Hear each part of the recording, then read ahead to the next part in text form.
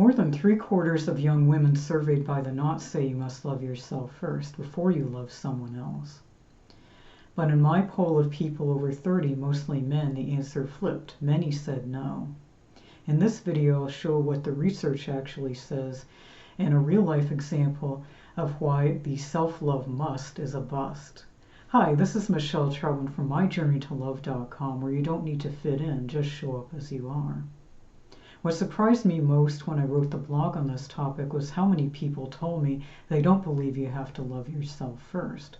That pushback led me to dig deeper. I couldn't find much survey data except for the survey by the Knot from 4 years ago. So I did my own research, and what I found challenges what we think we know about love and self-worth. The Knot is an online wedding vendor marketplace, and their target audience might be more likely to literally buy into that ideology. It could be like asking a car salesman if you need a new car. The women polled were also younger than 30 with limited life experience. As I mentioned, there's some nuance involved in the answer to the question about whether you have to love yourself before you find true love. You can say no because it's possible to find someone to love while you're insecure. You can also answer yes in the sense that if you don't think highly of yourself, you can be more likely to end up in less than ideal relationships. When I was researching the blog, I didn't expect the research to back up my beliefs, which were based on personal experience and observing others. If you missed the evidence, I won't replay it here, so watch the prior video. The link is in the video description, and I've included a link at the end of this video. I also want to add another real-life example to show how a real-life relationship, when one or both partners don't love themselves, can play out. That of golden age of Hollywood movie stars Paul Newman and Joanne Woodward. Here's what I like about their story. They didn't wait for perfection to find each other. Paul frankly detailed his insecurities behind his persona, especially in his youth. He described feeling like a goddamned freak and a happy buffoon in his teen years. His family judged him harshly and he had no support system.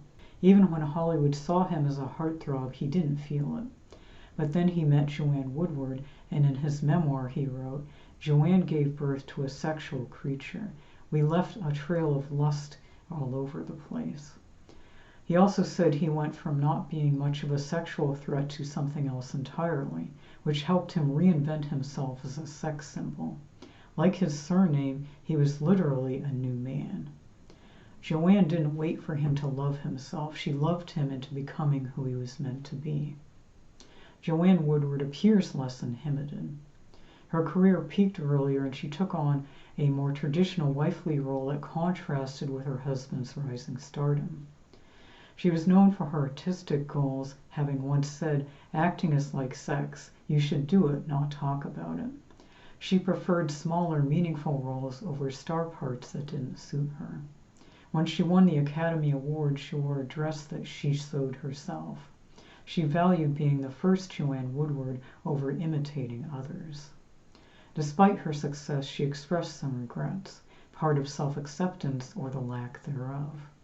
As she told the New York Times in 1981, "Initially, I probably had a real movie star dream.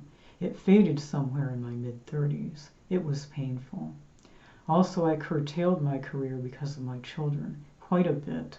I resented it at the time." Obviously, neither Paul nor Joanne were perfect, let alone always happy. But these accounts help us see that you don't have to fully love yourself or approve of yourself before you find love. As with the example of Sharon and Ozzy Osbourne featured in my last video, the right partner can grow with you and nurture you along the way. To me, that's what a true union based on love is all about. It's not about hiding your flaws like your insecurities about when the other person goes silent, or about pretending to like football when you can't stand it just to please your partner. You shouldn't have to sublimate or suffer because you think that's a requirement to earn love. That's not what true love is all about. So be kind to yourself and let go of the need for perfection. That's the heart of my authentic dating philosophy. Show up as you are so you can weed out the wrong partners, and in the process, enjoy life until they arrive.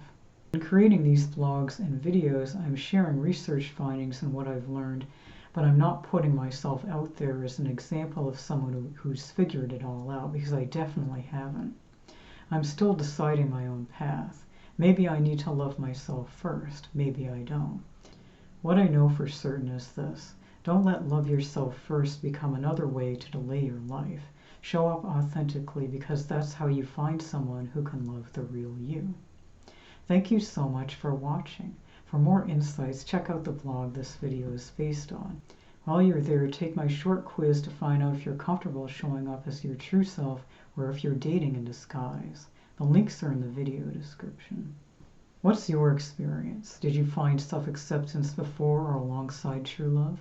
One sentence, yes or no, and why. Drop your thoughts in the comments.